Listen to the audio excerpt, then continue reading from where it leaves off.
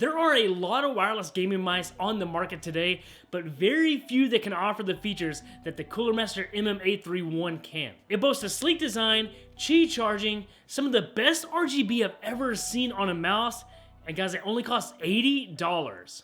However, it also, it just pisses me off, guys. It really just pisses me off. Cooler Master they were so close to doing it perfect with this mouse, but this mouse has a few shortcomings in it that are just unforgivable and just a total deal breaker. Alright, I'm Bax from Buff Hardware, guys. In today's video, we're going to be talking about the Cooler Master MM831 wireless gaming mouse. So guys, real quick before we get into the video, let me know down below, what kind of mouse are you using? Are you using wired? Are you using wireless? Lightweight, heavier mouse? Let me know, guys. Now, before we go over the specs and the pros and cons of this mouse, we're going to do a quick unboxing so you can see everything you get with this little guy. Okay, so here is an unboxing of the MM831 mouse from Cooler Master. As you can see, it's a wireless mouse, and they put all the fun stuff on the side right here. It has a 32,000 DPI. Oh, see if we can get the focus right there. There we go. 32,000 DPI, which they also brag about being CPI, so I guess they can't get their marketing around that. Of course, RGB, you have key wireless charging support and hybrid wireless tech. And of course, Bluetooth down at the bottom, so you see the front of the box, little magnetic closure right there, some more information about the mouse, and there's that beautiful mouse right there. So close the box right there. All right, so we got the little top right here. Let's get this bad boy cracked open and see what we're looking at here. Wait, my camera will work me. All right, so there is the mouse itself, and oh, we got a USB-C cable right here. You can see, nice fancy USB-C. Looks like some little grips on there on the side too, so it actually locks into place, so that's good. Not bad right there, but a little bit fairly heavy, but I mean, this thing's really made to use wirelessly instead of, plugged in, so not too bad right there, but a little bit heavier than you usually see, and the purple branding on the tip of it right there that match the Cooler Master colors.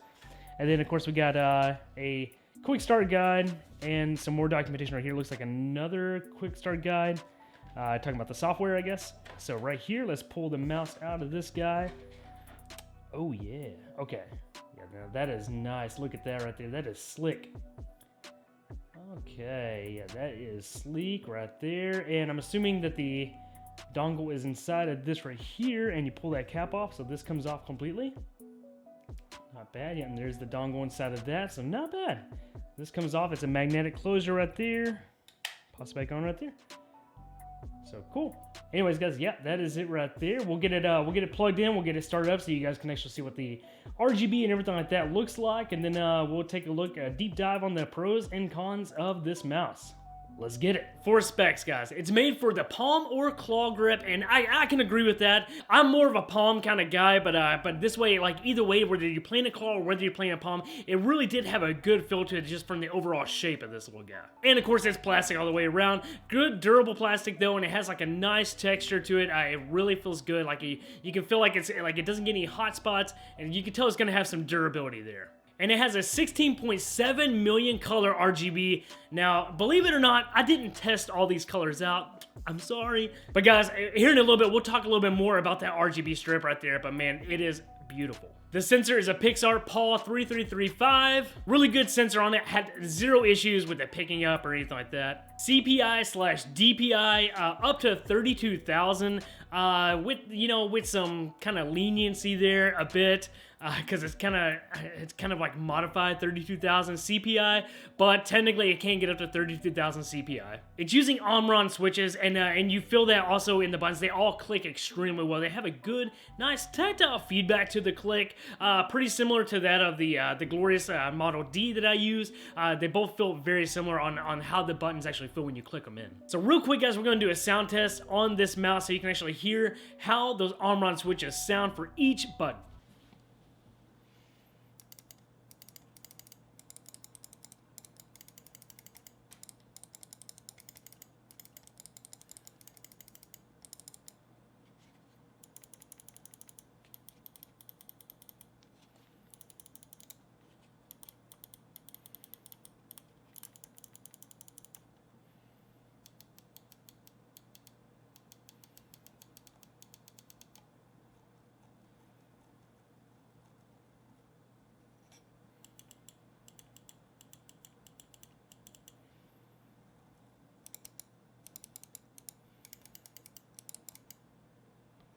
And to cover the most important part of the specs, guys, for connectivity, you have Bluetooth, USB-C, and 2.4 gigahertz. And as I've already mentioned, guys, it is wireless Qi charging. Though it's Qi compatible through any device that you have, any type of Qi charging pad that you have around. It does work with that. All right, guys, without further ado, let's go ahead and hop into the pros and cons of this mouse. The first one has to be the price, guys. At $80, I do think this is just an insane deal for everything that's packed into this mouse. Holy crap, guys. The Qi charging, the fact that it's USB-C, the fact that it's Bluetooth, and that it's 2.4 gigahertz. You have so many ways to connect this. You have so many ways to charge this device up and to use this device. It is freaking nuts. And not to mention the fact that the build quality itself is really freaking good. And that bleeds right over into the next pro there, guys, is the design of this little guy. This little guy it's sleek. Like, if you just look at it, it just looks so good. And I'll be honest with you, when I saw pictures of it, and this video is probably not even gonna do it justice, guys. And when I saw pictures of it, I thought it looked fine, but when I actually got it in and I held it in my hands, I was like, oh my god, this mouse is beautiful. All the way down to the way the back plate comes off so you can actually put in the USB dongle to hide it. Just everything about it, guys, and especially the RGB. The RGB on this thing is some of the best looking RGB I've honestly ever seen on a mouse. And what's mind-blowing to me is it's from just Cooler Master. I mean, it's a fairly budget mouse, you know, at $80. Quite impressed with the RGB. The lighting zones all the way around and everything, and the different effects that you can use, especially through the software, is just highly impressive. But then the next pro for this, guys, is that it's USB-C, and normally I probably wouldn't list this as a pro, but in all honesty, with the number of mice that are from people like Razer and from Logitech that are wireless, that aren't using USB-C, they're still using micro USB, I had to give it a pro here, guys, because I mean, it's a no-brainer, and a company like Cooler Master for 80 bucks included it on this mouse. Come on, guys. Not to mention the fact that the USB cable that it comes with is also really good and actually pretty good quality, and it locks in on the front of the mouse. Also, it's Bluetooth, guys, and which granted, you know, in a actual competitive gaming situation, I'm not gonna want to use a Bluetooth mouse, clearly. But the fact that it is Bluetooth, that you can connect it to so many different devices and you can use it on the go easily and everything like that, that is a huge plus for it right there as well.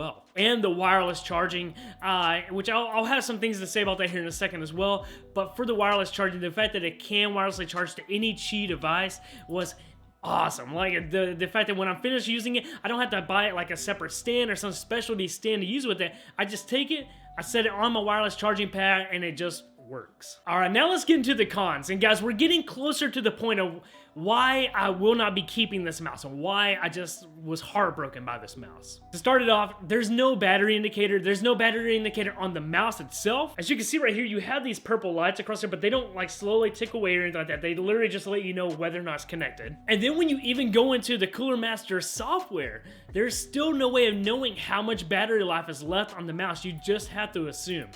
And that's a huge downside right there, because let's say if you're in the middle of a match, let's say if you're in the middle of an actual competitive game, you're using this mouse, suddenly the battery dies on you. You're gonna be flinging around trying to hurry up and find where that USB-C cable is if you don't have it connected to your computer, because I don't have mine connected to the computer at all times. So that's just a huge downfall to it right there, and that's something that was just a big misstep, especially if you could have just put it in the Cooler Master software. I mean, you can update the software. You could do that easily. Guys, come on. Why does this keep happening? Here in 2021 now, why does this keep happening that we don't have battery indicators for things that have rechargeable batteries? The dongle disconnects. Guys, the dongle disconnects literally every time I boot up my PC. Every single time I boot up my PC, the dongle has disconnected, and I get this error that pops up on my screen saying that the USB device cannot be recognized. So that means I have to unplug the dongle, plug it back in so my computer can actually recognize it. However, there's one more catch. This mouse can only connect one way. You have to have the mouse turned on in pairing mode. Once it's in pairing mode, then you can connect the USB dongle. Then it can recognize the USB dongle for use. You can't do it the other way around. It will not work. At least the ones that I have will not work. I've tried it numerous times, and it is, oh my god, it is incredibly frustrating for a mouse that was almost unbelievably good. And for the last con right here, that is the absolute deal breaker, that was the icing on the cake to go along with the dongle issue, is the fact that to use the Cooler Master software, you have to connect it to USB-C. You cannot use the Cooler Master software wirelessly. Now, I know what you're thinking. Maybe that's not the end of the world right there. You know, that's not a huge issue. This is where it continues to get frustrating. So I didn't know this when I first got it. I had to read some forums to even find this part out. So when you go to Cooler Master's website, the number 2 mouse listed is this mouse. And after you click on this mouse, when you go to drivers and support, Master Plus software is what's listed for the support software for this. So when you download Master Plus, your mouse doesn't show in there. Your mouse is not recognized on there. And when you go to see what compatible devices are there for Master Plus, this is not listed as a compatible device. The only way this device is compatible with it is through the USB-C cable. So yeah, it's not the end of the world. However, if you are wanting to make small incremental adjustments to your DPI as you're playing, you have to reconnect via USB-C. That means also flipping the switch on the bottom to USB-C. Then you can make changes and then save those changes. And that is just too much work. It cannot be that difficult. And that is a massive misstep on their part. I don't know how they made that mistake. I don't know, why that happened. And especially the fact that they're advertising this as like, they're crown and joy. This is like, as far as I know, this is their only wireless mouse they have. You could have gotten this right. And I think they just kind of got a little bit lazy right there. Okay, so the rant's over with right there, guys. That is the ultimate reason why I cannot keep this mouse and why I won't keep this mouse. But let's go into some side notes real quick. Just some, there aren't really pros, there aren't really cons, just some couple other things I want to point out about this little guy. The dongle on there is blank. It's not branded, it's not marked or anything like that. Even the inside plastic piece of the USB part, it's not even colored. I figured it would at least be like purple colored, kind of like how Razer does green. Nah, they just left it blank. And to be quite honest with you, it makes me think that it's probably a pretty cheap little dongle, which is maybe why my computer doesn't like to recognize it 98% of the time. The cap on the body is magnetized, which is actually really good. And so it magnetizes and it stays suctioned on there so well. Like, you don't feel like any rattle. You don't feel like it's gonna pop off. Like I said, the quality and construction and the build of the mouse in its body is so freaking good.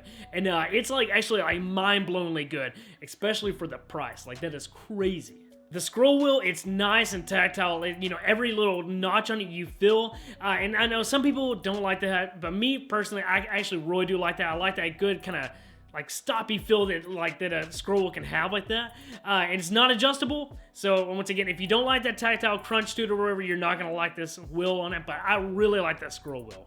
And the final side note is the shape right there. It's not ambidextrous, but it is like a symmetrical type shape.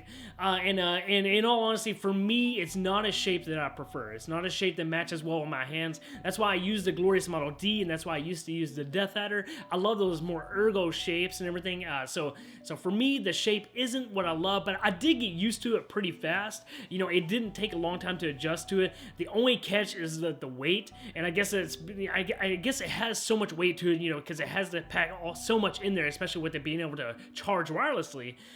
So when you go to pick it up, you're gonna feel a drag on the backside right there, because that weight will pull it down a tad. Which it is what it is. At the end of the day, it didn't take me long to get used to. Usually after a couple of games in a session, I can usually get used to this mouse pretty fast again. And when it comes to productivity tasks, it feels great. I actually really like the heftiness of this mouse.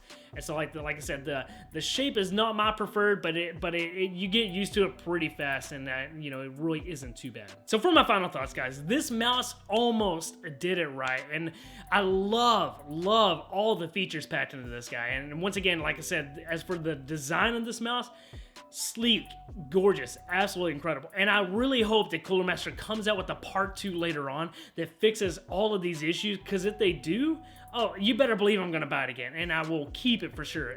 Because it's just the shortcomings that are there were absolute deal breakers for me on this. So anyways, guys, I thank you so much for checking out this video. I hope you enjoyed this review of the Cooler Master MM831 mouse. Like I said, it is a good mouse.